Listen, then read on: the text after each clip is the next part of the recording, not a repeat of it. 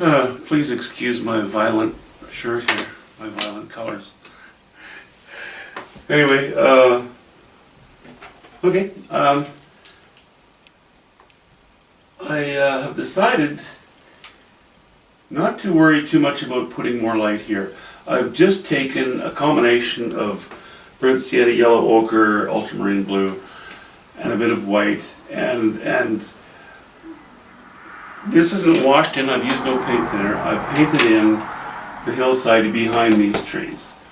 I decided to leave these trees fairly high and intrusive in the foreground, and because of that I do not want too much interest in this hill yet.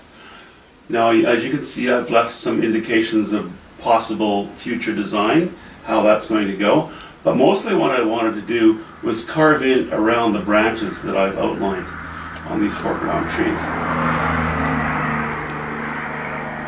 I like the idea, the notion of maybe having a couple of trunks. This one, I think for sure, going right off the canvas on the bottom, and then just a couple of hints, a little bit of verticality at the bottom of the canvas, because we have a lot of that, throughout the canvas everywhere. So, just to stay consistent with that, I think we need that. I think it'll help the design. Next thing I have to do now, because we've got quite a muddle here, I'm just going to take my paintbrush and probably just block in, lay in a few lines, the strongest ones to start with. Probably this tree, and probably this and this, just to start to get things organized. What's going to be interesting on these trees is that I'm going to be using very, very similar colors to these sandy hills in the background. So these cliffs of limestone and sandstone and clay and what have you, those values and hues,